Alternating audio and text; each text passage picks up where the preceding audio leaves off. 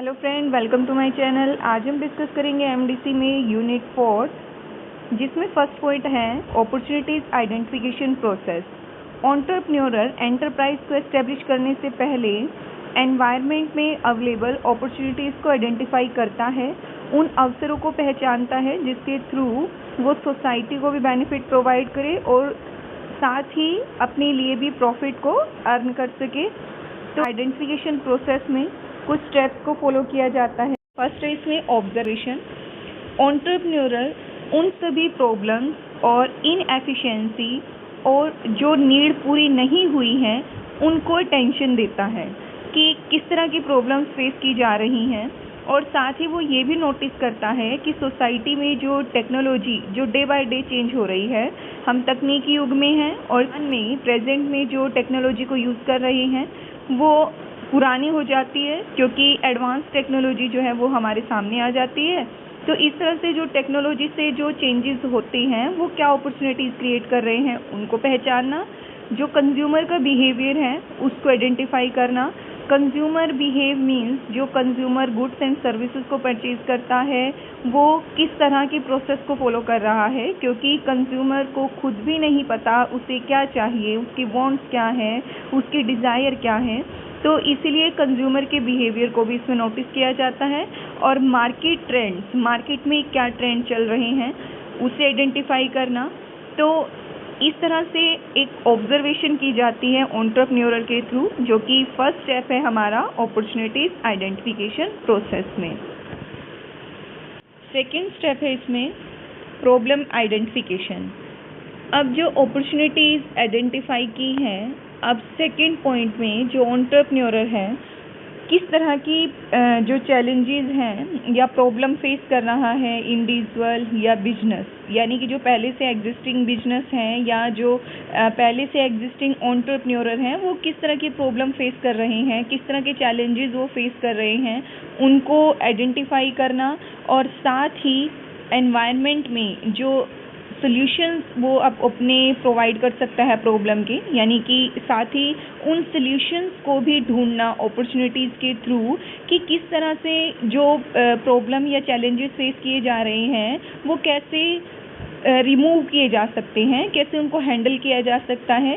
इस तरह से प्रॉब्लम आइडेंटिफिकेशन भी की जाती है एंटरप्रेन्योरर के थ्रू, ताकि अपने उन सॉल्यूशन से जो बिजनेसमैन हैं वो अपने बिजनेस को एफिशिएंसी से चला सकें, रन कर सकें, और साथ ही हमारी जो सोसाइटी है उनके लिए भी एनवायरनमेंट जो है वो ईजिली और कंफर्टेबल रहे।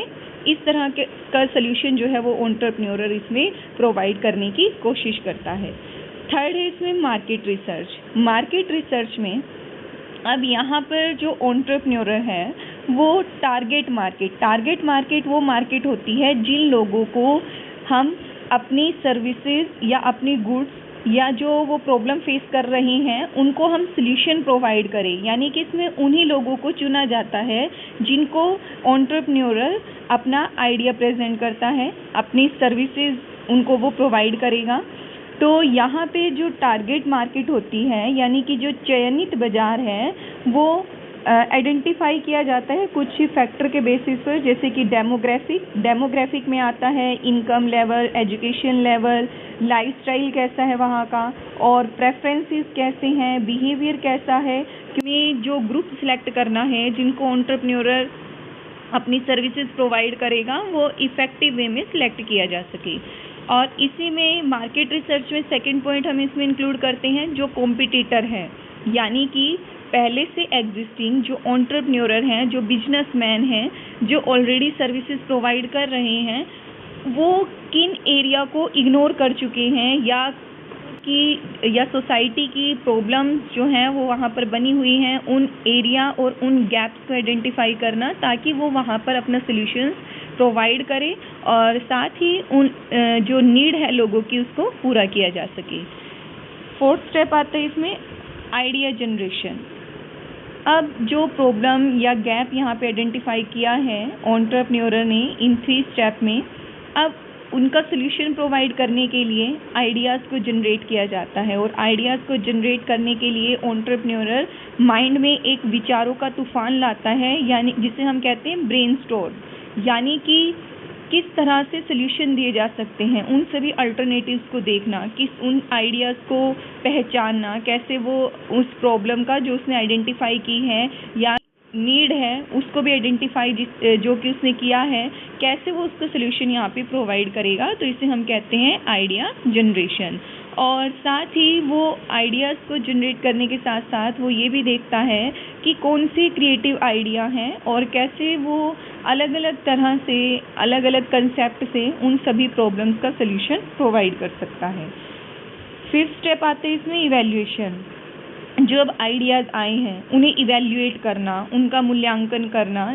में जो आइडियाज़ आए हैं वो पहले उनको नोट डाउन करता है, फिर उसको इवैल्यूएट किया जाता है, जिसमें वो ये देखता है कि किन को वास्तविक रूप दिया जा सकता है, कहाँ पर मार्केट डिमांड बनेगी और कहाँ पर उसके प्रॉफिट, ज़्यादा से ज़्यादा प्रॉफिट अर्न करने के चांसेस होंगे। इस बेसिस पर वो अपने आइडियाज़ को इवैल्यूएट करता है, उनका मूल्यांकन करता है और साथ ही वो यहाँ पर ये भी प्रायोरिटी रखता है अपने आइडियाज़ को सिलेक्ट करते हुए कि क्या उसके अंदर इतनी स्ट्रेंथ है, इतनी शक्तियाँ हैं कि वो उस प्रॉब्लम का सल्यूशन प्रोवाइड कर सके और प्रॉपर जो रिसोर्सेज हैं जैसे फाइनेंस है, क्या वो नई टेक्नोलॉजी को हायर कर पाएगा, इस तरह के रिसोर्सेज वो कैसे गेन कर सकता है और वो ईजिली अवेलेबल होंगे या नहीं होंगे। और मार्केट अपॉर्चुनिटीज़ को भी आइडेंटिफाई करना, यानी कि क्या मार्केट उन आइडियाज़ को एक्सेप्ट करेगी या नहीं, इन्हीं सभी बेसिस पर उन सभी आइडियाज़ को इवैल्यूएट किया जाएगा इस स्टेप में। और नेक्स्ट फिर इसमें आता है प्रोटोटाइप एंड टेस्टिंग। प्रोटोटाइप का मतलब होता है ओरिजिनल या मॉडल। तो यहाँ पर एंटरप्रेन्योर जो आइडियाज़ उसने इवैल्यूएट किए हैं उन्हें उन सभी कंसेप्ट को टेस्ट करता है, उनको एक पूरे तरीके से टेस्टिंग की जाती है उन सभी कंसेप्ट के रिगार्डिंग और साथ ही एक फीडबैक भी ली जाएगी। फिर इसी फीडबैक को यूज़ किया जाता है दोबारा से अपने जो आइडियाज़ उसके माइंड में जनरेट हुए थे या जो आइडियाज़ उसने सेलेक्ट किए हैं उसे रिफ़ाइन करना, सोसाइटी में उसको लॉन्च करने से पहले, यानी कि जो भी उसका प्रोडक्ट या सर्विसेज है उसको मार्केट में लेकर आने से पहले उसे कुछ लेवल पर, कुछ एरिया पर उसको टेस्ट किया जाता है, उनसे फीडबैक ली जाती है और फिर उसी फीडबैक में जो वहाँ पर चेंजेस करना है प्रोडक्ट में या सर्विसेज में जो एंटरप्रेन्योर यहाँ पे प्रोवाइड करेगा उनकी टेस्टिंग की जाती है। और जब वो टेस्टिंग प्रॉपर तरीके से हो जाती है और वो एक्सेप्टेबल भी होगी तो कहीं जाकर एंटरप्रेन्योर अपने प्रोडक्ट और सर्विसेज को बड़े लेवल पर मार्केट में लॉन्च करता है। नेक्स्ट स्टेप है इसमें नेटवर्किंग। नेटवर्किंग में जो इंडस्ट्रियल एक्सपर्ट्स होते हैं, पोटेंशियल कस्टमर हैं, जो हमारे एक्चुअल कस्टमर बन सकते हैं, मेंटर्स हैं, जिनकी एक जो दूरदृष्टि होती है, इंसाइट्स होती है, वो काफ़ी अच्छी होती है, वैलिडेशन अच्छी होती है, उन सभी पीपल से यहाँ पर कनेक्शन क्रिएट किया जाता है, एक नेटवर्क बनाया जाता है, उनसे रिलेशनशिप एस्टेब्लिश किए जाते हैं ताकि एक जो प्रॉपर सपोर्ट है, जो एडवाइस चाहिए, जो काउंसलिंग चाहिए, जो पार्टनरशिप चाहिए हमारे एंटरप्रेन्योर को, वो अपॉर्चुनिटीज़ उसे मिल सके। तो इस तरह की नेटवर्किंग भी यहाँ पर क्रिएट की जाएगी। और नेक्स्ट स्टेप फिर इसमें आता है कॉन्टीन्यूअस इम्प्रूवमेंट।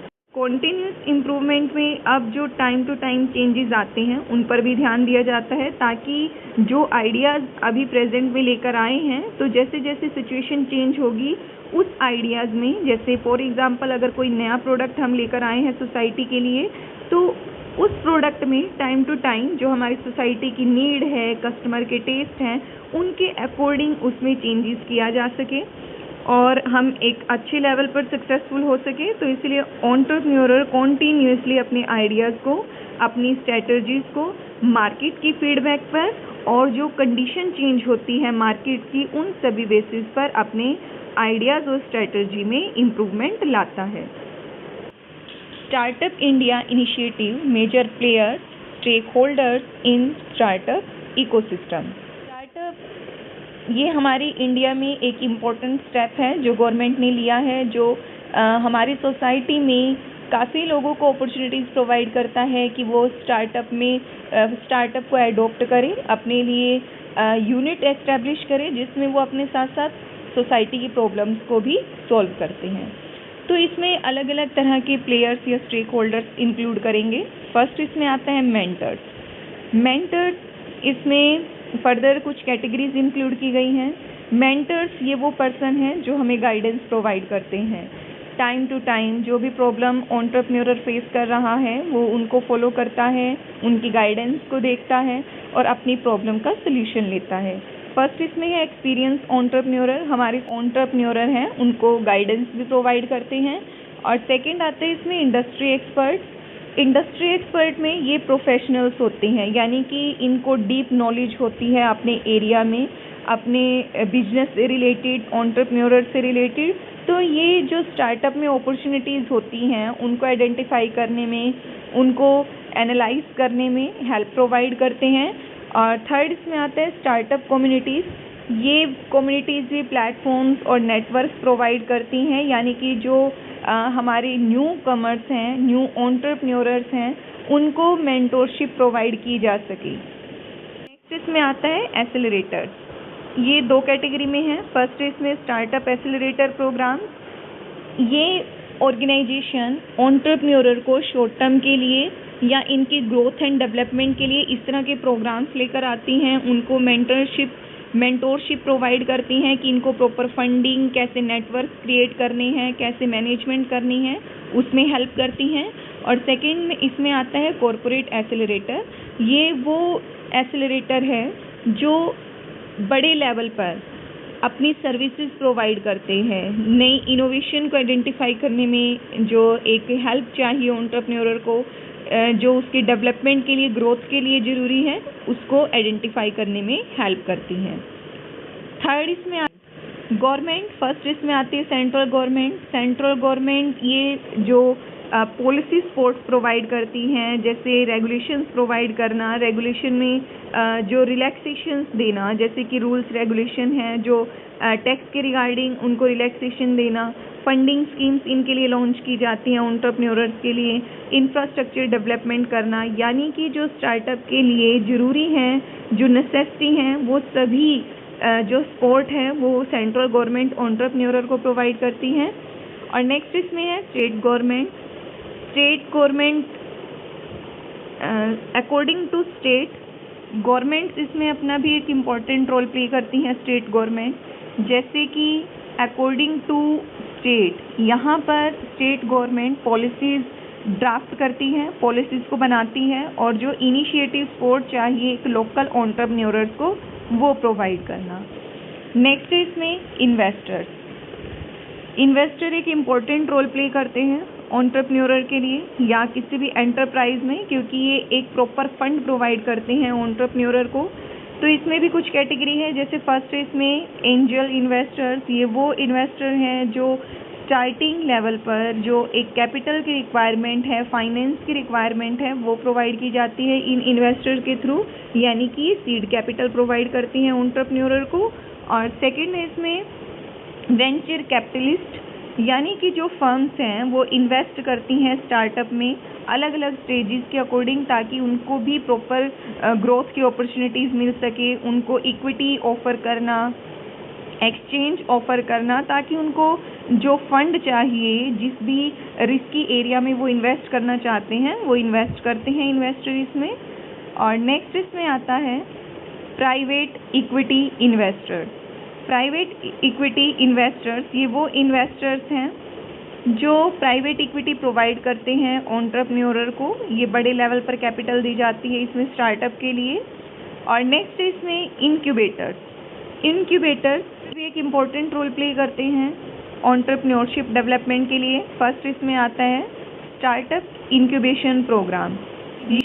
अर्लियर स्टेज पर, यानी कि स्टार्टअप के लिए जो शुरुआती स्टेज पर जो एक सपोर्ट चाहिए हमारे एंटरप्रेन्योर को, वो सपोर्ट प्रोवाइड किया जाता है, जैसे कि ऑफिस स्पेस प्रोवाइड करना, मेंटोरशिप, नेटवर्क अपॉर्चुनिटीज़ और फंड को कैसे असेस किया जाना है, यानी कि कैसे हम फंड को प्राप्त कर सकते हैं, उसमें हेल्प करना।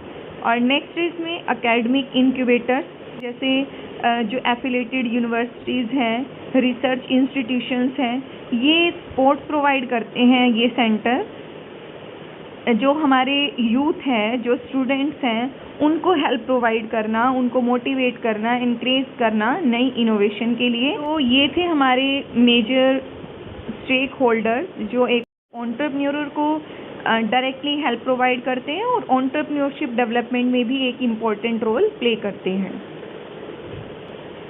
नेक्स्ट इसमें एक टर्म आती है बिजनेस प्लान।